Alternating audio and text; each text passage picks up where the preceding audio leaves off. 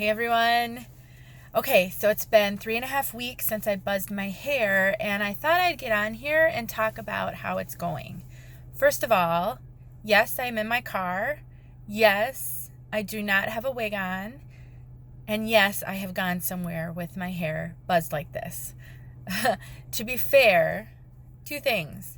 I went and I dropped my daughter off at basketball, so technically I didn't go in anywhere. I just drove with my hair in all its glory. And I did bring a wig with me just in case, because if I chickened out or something, I thought, or if I ended up breaking down or having for some reason to get out of the car, I wanted to have a backup plan. Let me tell you how I got here. So I think I have to go back to all the years of my hair loss to really kind of give context around this. So as a lot of you know, I've been losing my hair for 20 years. Actually, it's been longer than that. I've been looking through some old pictures, and there is a picture of me in 1996 at my wedding shower, and I have visible scalp like right here. So I was starting to thin even back then, and either didn't really know it or just, I don't know. I don't recall having lots and lots of issues with that. But I do have pictures even prior to that where I can see my scalp in some pictures just ever so slightly, like the beginning stages of thinning. And I was 23 in some of those pictures. And so I've been losing my hair for a long time. I'm 48. So I've been saying 20 years. It's well over 20 years. So after my son was born in 1999, I saw a picture of me in the hospital room, and I thought my hair started to grow in really thick with pregnancy, but I can definitely see thinning even then, and postpartum shedding hadn't started yet. So, this has been a long time coming. For so long, I just was so self-conscious about my hair, putting topic powder on, worrying about it constantly, avoiding some events because I didn't think I was going to be able to hide my hair loss if it was going to be raining or super windy, and it wasn't someplace I could really wear a baseball cap. There's just been so much impacted by my hair loss.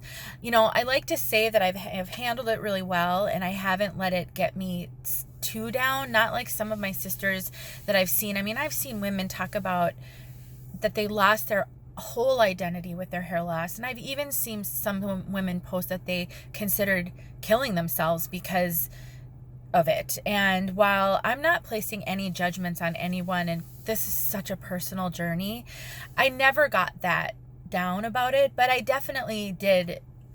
It affected me very negatively. And so when it got really bad about 5 years ago or so, and I really kind of stopped being able to wear my hair down for the most part, and I had to wear headbands all the time, I did worry about it. I obsessed about my appearance a lot, and I would avoid things. There would be times when I was planning to go out with friends, or my husband and I were going to go out, and I didn't want to go. And I think there have been a few times that I've canceled because of my appearance.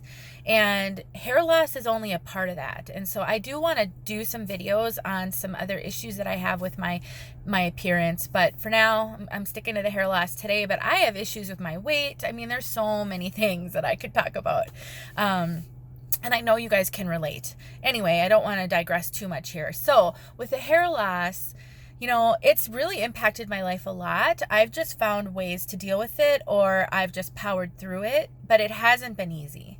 So when I started thinking about buzzing my hair off a year ago, one of the reasons why I was so intrigued by it, not just for the simplicity or not dealing with my hair, was the power that it represented to me. Taking a clippers or a scissors to your hair intentionally and cutting it off is powerful, especially if that hair represents negativity to you. If that hair is robbing you of power or some control or self-confidence, any of those things, it's definitely a powerful action. And so when I was finally able to do that 3.5 weeks ago, while it was difficult, and if you've watched that video, you can see how difficult it was for me, and it took me multiple sessions to actually get it out to this length, it still was a very empowering move for me. And so ever since then, I've been sort of dealing with that, thinking through kind of what does this really mean to me besides just the comfort. And it's been occurring to me that I need to continue to not let my hair influence me negatively anymore, because quite frankly, it's hair. It's superficial. I mean, I hate how heavy I am, and I still walk around every day and leave the house. And, God made us perfect. Here's the other thing, and I'm not going to go too deep into this now, but I want to tackle this topic with you guys.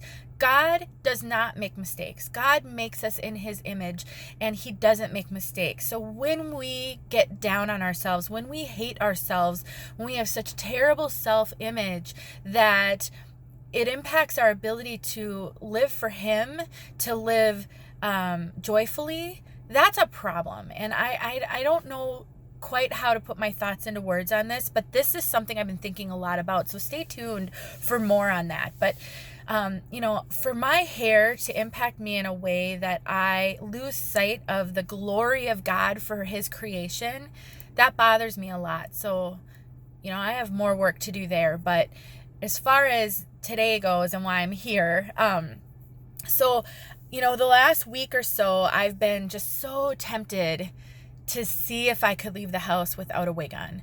And guys, this is not attractive. I mean, it doesn't come across quite the same on video, I don't think, but I mean, I've got big patches. I mean, I can't turn all the way around in here in the car, but I've got like a big bald spot back here. And I mean, it's not prime time ready. I'm not going to put powder on because it makes it look worse, because it doesn't blend with my hair anymore. I mean, there's just so many things. But I also want to not let my hair dictate how I live my life.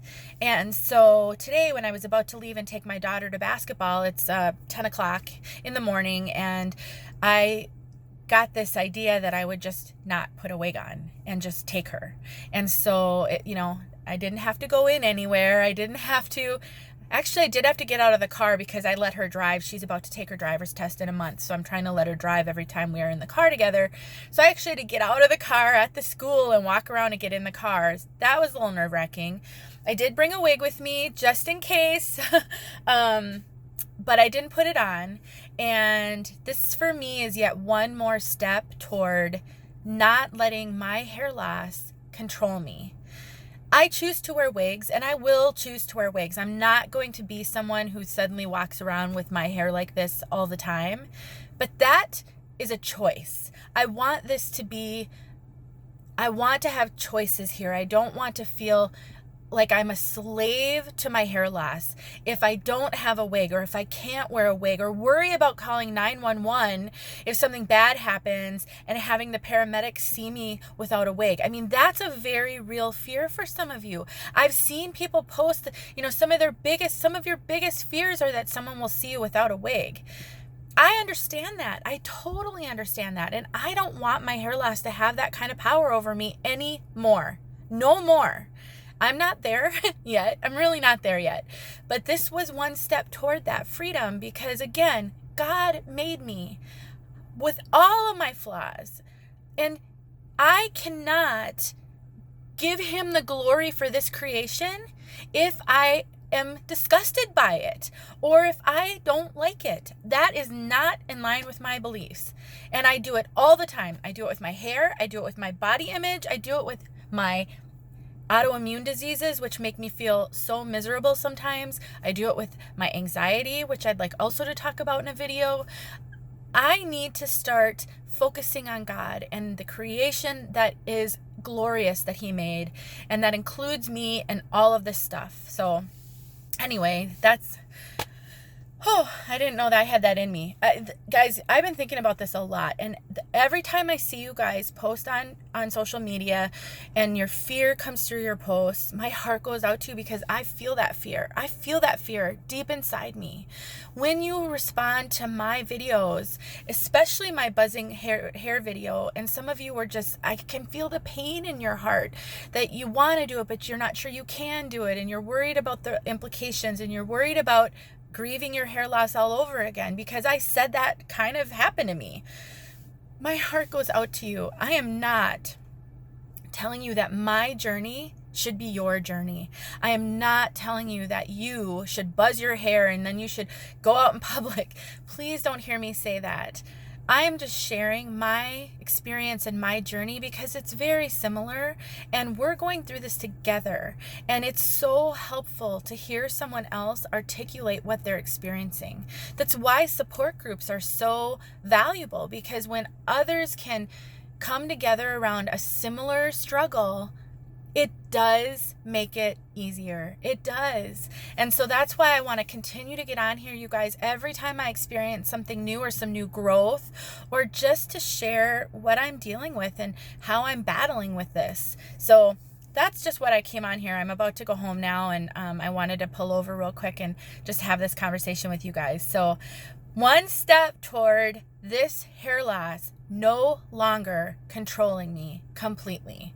And so we'll see what happens. I'm getting close to needing to buzz again. If I am going to go out in public though at all, I'm going to probably have to get rid of these, because I just, I don't want it to look odd. So I'll keep dealing with that. I am not sure. I've been finding, I'll just, as a segue here, I'll tell you guys, I know a lot of us talk about keeping this because it helps us blend with our wigs. Well, I don't want to color my hair anymore. I actually haven't colored it in about 5 or 6 months probably, and it's turning kind of gray. It's getting really ashy, and I've been wearing lighter color wigs lately, and I can't blend this. So I may just end up cutting it all the same length, because it's really not blendable anyway, so I'm kind of not sure what purpose it serves. So I'll keep sharing that with you guys. When I do buzz my hair next, I will video it. I'm going to use a number 2 guard. We'll see what that looks like. Please continue to comment on these videos. Your comments are so helpful, not just to me, but to your sisters. I know people read these comments, and for our sisters who aren't here yet, who are still so deeply struggling with this, or maybe you're just at the beginning of your hair loss and you don't know what the future holds for you. Comments can be really helpful. If you've blown past where I am today and you're super comfortable walking around without a wig on and hair loss, please talk about that. That may not be a place that some of us ever reach, and that's okay. That is okay.